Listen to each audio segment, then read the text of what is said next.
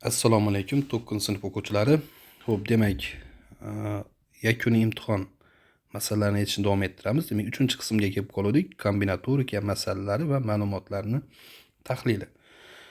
Xo'p, demak, birinchi masalada aytayaptiki, maktab kutubxonasida informatika bo'yicha 4 xil, xorijiy tillarni o'rganish bo'yicha 5 xil va matematika bo'yicha 3 xil qo'llanma bor.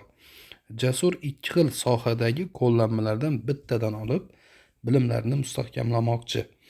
Jasur nechta turli usulda tanlab olishi mumkin deb savol berilyapti. Xo'p, demak, bizda informatika bo'yicha 4 xil qo'llanma bor. Xorijiy tillar bo'yicha esa 5 xil, matematika bo'yicha 3 xil qo'llanma bor. Xo'p, demak, Jasur 2 xil qo'llanma tanlashi kerak. 2 xil qo'llanma tanlay oladi, faqat yoki informatika xorijiy til tanlash mumkin, yoki bo'lmasa xorijiy til matematika tanlash mumkin, yoki informatika matematika tanlashi mumkin. Xo'p, birinchi holatimizda informatika xorijiy til bo'ladigan bo'lsa, bu yerda 4 ko'paytirilgan 5 bo'ladi. Ikkinchi holatda esa 5 ko'paytirilgan 3 bo'ladi. Uchinchisida esa 4 ko'paytirilgan 3 va bularning yig'indisi bizga kerak bo'lgan qiymatni ifodalaydi. Demak, 20, 15 va 12. Bu esa 47 ga teng bo'ladi. Demak, javobimiz 47 bo'ladi. Xo'p, ikkinchi xil masalaga o'tamiz. Sizga ingliz tilidagi 7 ta qiziqarli kitob tavsiya qilindi. Ushbu oyda o'z bilimlaringizni oshirish uchun ulardan 3 tasini tanlab olmoqchisiz. Siz bu tanlovni necha usulda amalga oshirishingiz mumkin deyapti. Demak, S 7 dan 3 ta bo'ladi. Xo'p, buni hisoblash qanday bo'lardi? Demak, 7 faktorial, mahrajda 3 faktorial ko'paytirilgan 7 minus 3 faktorial bo'ladi. Ya'ni 7 tadan 3 tasini tanlab olyapmiz. Xo'p, demak, 7 faktorial taqsim 3 faktorial ko'paytirilgan 4 faktorial. 4 faktorial bilan 7 faktorialni qisqartiraman. Natijada suratda 5, 6, 7 hosil bo'ladi. 3 faktorial esa 1 ko'paygan 2 ko'paytirilgan 3 ga teng. Xo'p, demak, 2 3 ko'payib 6 bo'ladi. Tepadagi 6 bilan qisqaradi. Natijada bu 35 ga teng bo'ladi. Demak, javobimiz 35 bo'ladi. Xo'p, 3-masala. Ekologik tanlovda ishtirok etgan 12 ta maktab orasidan tabiatni asrash, chiqindilarni qayta ishlash va suvni tejash bo'yicha 1-chi, 2-chi, 3-chi o'rinlar belgilanmoqda. Bu mukofotni o'rinlar maktablar orasida necha xil usulda taqsimlab olish mumkin? Demak, bizda 12 xil maktab bor, ya'ni 12 ta maktab bor. O'shaning ichidan 1-chi o'rin, 2-chi o'rin va 3-chi o'rinni tanlab olishimiz kerak. Xo'p, 1-chi o'rin uchun 12 ta nomzod bor. 2-chi o'rin uchun esa 11 ta nomzod qoladi. Chunki biz uni bittasini 1-chi o'ringa tayinladik. Va 3-chi o'rin uchun esa 10 ta nomzod qoladi. Endi biz bularni ko'paytiramiz. Ko'paytiradigan bo'lsak, demak, 132 ko'paytirilgan 10, ya'ni 1320 xil usulda tanlab olishimiz mumkin ekan. Xo'p, keyingi masala 4-masala. Xo'p, ikkita har xil juft raqamdan tashkil topgan nechta 2 xonali son mavjud deyapti. Xo'p, savolga qaytamiz. Ikkita har xil juft raqamdan tashkil topgan nechta 2 xonali son mavjud? Demak, juft raqam deyapti. Bizda juft raqamlar qaysilar o'zi? Juft raqamlarimiz 0, 2, 4, 6, 8 ta. Va bizga 2 xonali son kerak. Birinchi xona, ikkinchi xona mana. 2 xonali son. Va ularning raqamlari har xil bo'lishi kerak. Xo'p, birinchi xonaga nechta son qo'ya olamiz? Ya'ni birinchi o'nlar xonasiga nechta son qo'ya olamiz? Biz bu o'nlar xonasiga mana qarang, 1, 2, 3, 4 ta sonni qo'ya olamiz. Chunki 0 ni qo'yadigan bo'lsak, u bir xonali son bo'lib qoladi. O'shaning uchun o'nlar xonasida demak imkoniyatimiz 4 ta. Endi har xil bo'lganligi uchun biz ikkinchi, ya'ni birlar xonasiga mana bu raqamlardan bittasini qo'ygan bo'lsak, masalan 2 ni qo'ygan bo'lsak, bu tomonda bizda endi 1, 2, 3, 4 ta qoladi. Demak, bu yerga ham 4 ni yozamiz. Natijada bu 16 ga teng bo'ladi. Ya'ni 16 xil usulda ikki xonali son yozish mumkin ekan. Xo'p, keyingisi. Xo'p, endi qarang. Bu yerda o'zi 4 xil masala berilgan ekan. Bu tomonda endi xuddi shunga o'xshash masalalar takrorlanadi. Ya'ni 5-masalamiz 1-masalaga o'xshash, 6-masalamiz 2-masalaga o'xshash, 7-masalamiz 3-masala usulida, 8-masala 4-masala usulida bo'lar ekan. Xo'p, mana bularni yechamiz mana. 5-masala. Xo'p, demak, onlayn ta'lim platformasida 3 xil grafik dizayn, 4 xil dasturlash va 2 xil ingliz tili kurslari mavjud. Dilshod 2 xil yo'nalishda bittadan kurs olib, mustaqil ta'lim olishga qaror qildi. Uni nechta usulda amalga oshiradi? Demak, grafik dizayn bo'yicha 3 xil edi. Dasturlash bo'yicha 4 xil, ingliz tili bo'yicha esa 2 xil ekan.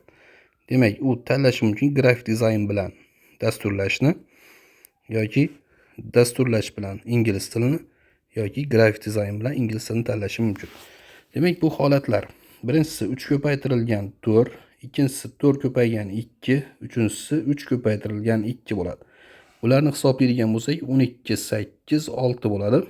Demak, 26 ga teng bo'ladi. 26 degan javob bizda demak to'g'ri bo'ladi.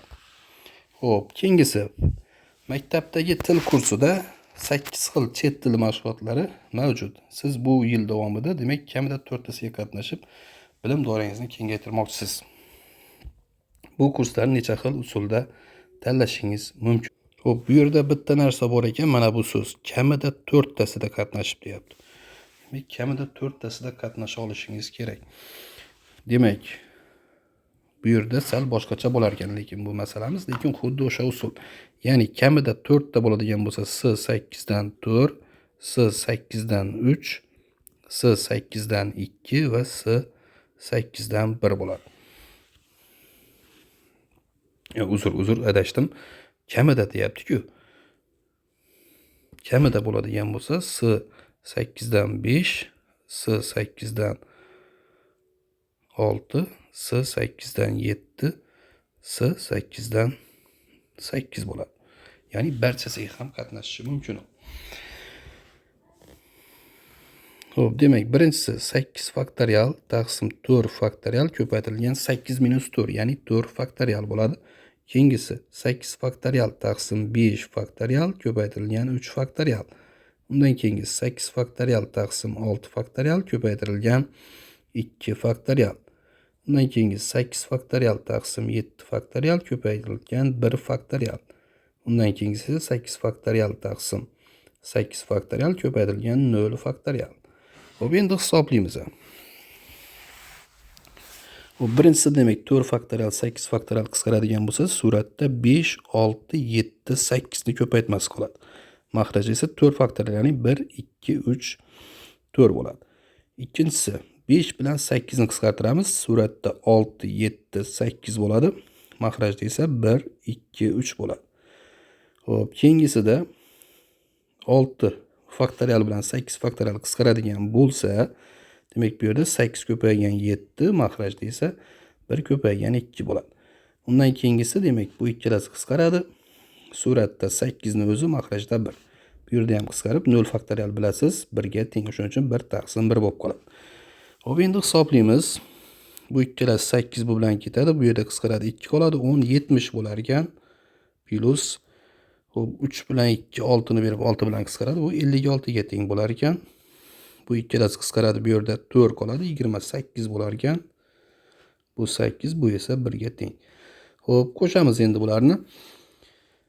Xo'p, bu ikkalasi 126, 126, 36, 37. 126 ga 37 ni qo'shamiz.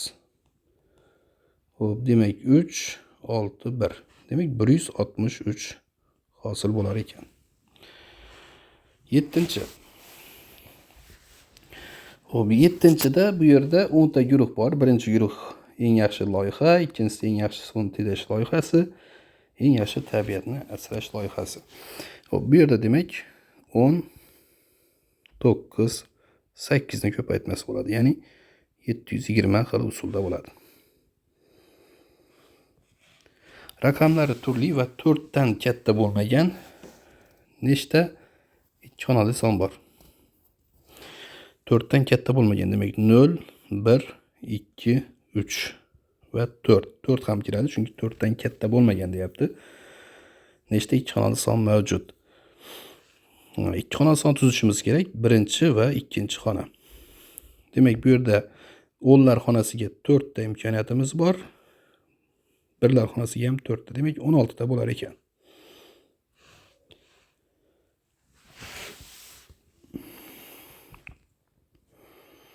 Xo'p, mana 9-masalada ham demak 6 ko'paytirilgan 3, 5 ko'paytirilgan 3 va 6 ko'paytirilgan 5. Mana shuni hisoblab qo'yamiz. 18, 15 va 30. 63 ga teng bo'ladi. 10. Xalqaro ta'lim dasturiga qatnashish imkoniyati 6 xil bo'lgan mamlakatda o'qiysiz. Xo'p, ikkita mamlakatga borib bilim olishni rejalashtiryapsiz. Necha xil usulda? Bu demak S 6 tadan 2 ta. Bu yerda e'tibor bering, aynan deyapti. Aynan 2 ta deyapti. Yani yuqoridagi masalamizda, shunga o'xshash masalamizda kamida deyotgandi. O'shaning uchun bu yerda yig'indi bo'lganda, bu yerda mana shuni hisoblab qo'ysak bo'ldi. Ya'ni 6 faktorial taqsim 4 faktorial ko'paytirilgan 2 faktorial. Bular qisqaradi. 5 ko'paytirilgan 6 mahrajda 1 ko'paygan 2. Demak 15 degan javob chiqadi. 15 xil usulda tanlashi mumkin. Xo'p, 15 ta o'quvchidan birinchi o'ringa, ikkinchi o'ringa, uchinchi o'ringa medallar berildi. Buni necha xil usulda taqsimlash mumkin? Demak, 15 ko'paygan 14 ko'paytirilgan 13. Bu yig'indan endi ko'paytmani hisoblab qo'yamiz. Demak, 2730 ga teng bo'lar ekan. Xo'p, 12-chi. Raqamlari turli 5 dan katta bo'lmagan nechta ikki xonali son mavjud? Demak, endi bizda raqamlar 0, 1, 2, 3, 4 va 5 bo'ladi. Ikki xonali son kerak bizga. Raqamlari turli bo'lishi kerak. Demak, bu yerda 4, endi 5 bo'ladi chunki bu yerda 1, 2, 3, 4, 5 ta raqam bor. 0 dan farqlisini o'nlar xonasiga joylashtirishimiz kerak. Qolgan 5 tasini esa birlar xonasiga o'shanda 25 ta son hosil bo'ladi.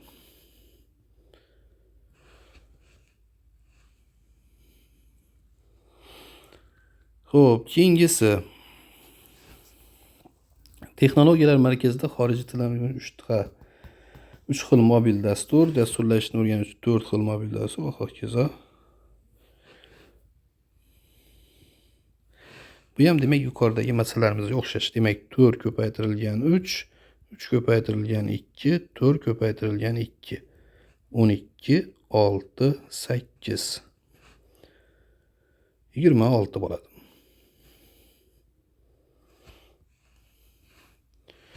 Xo'p, internetdagi ilmiy ta'lim 5 xil mavzuda web darslar e'lon qilindi.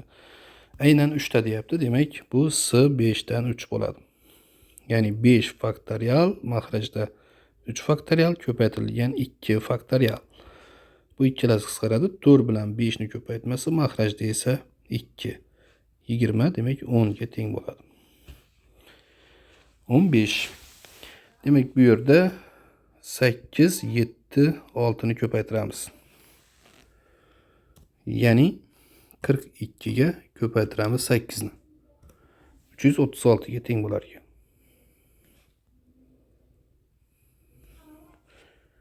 16. Ikkita har xil tok raqamlardan tashkil topgan nechta ikki xonali son mavjud? Demak, tok raqamlar 1, 3, 5, 7, 9 bo'ladi. Bizga ikki xonali sonlar kerak. Raqamlari turli bo'lishi kerak. Ya'ni har xil bo'lishi kerak. Demak, bu yerga 5 ta imkoniyat, bu yerda esa 4 ta imkoniyat, bu esa 20 ga teng bo'ladi. Demak, 20 xil usul bilan tanlab olishimiz mumkin. 17.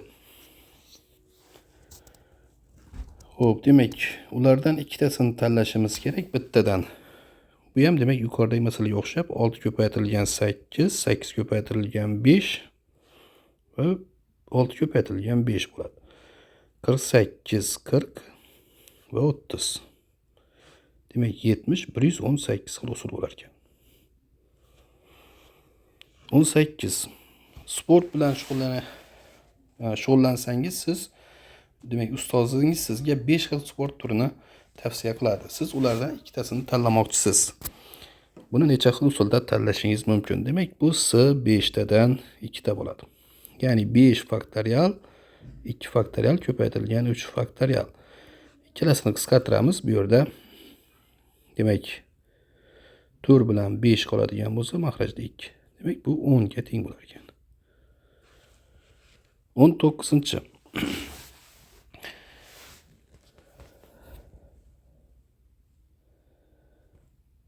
Hop, bu yerda ham demak 9, 8 va 7 ni ko'paytmasiga teng bo'ladi. Hop, endi bularni ko'paytiramiz. Demak, 72 ni ko'paytiramiz 7 ga. 504 ga teng bo'ladi. Demak, 504 deb yozamiz javobini. Hop, 20-chi va oxirgi masalamiz har bir raqami 6 dan kichik bo'lmagan raqamlardan tashkil topgan nechta 2 xonali son mavjud? 6 dan kichik bo'lmagan bo'lsa, demak 6, 7, 8, 9 bo'ladi. Va bu yerda aytayaptiki, har bir raqami deyapti. 6 dan kichik bo'lmagan raqamlardan tashkil topgan nechta 2 xonali son. Bu yerda turli bo'lish shart emas, har xil bo'lish, bir xil bo'lsa ham bo'laveradi. Demak, 2 xonali son kerak bizga. Bu yerda demak jami 4 ta son bor, ya'ni 4 ta raqam bor. Bu yerda ham 4 ta qo'yish mumkin. Jami 16 ta son bor ekan.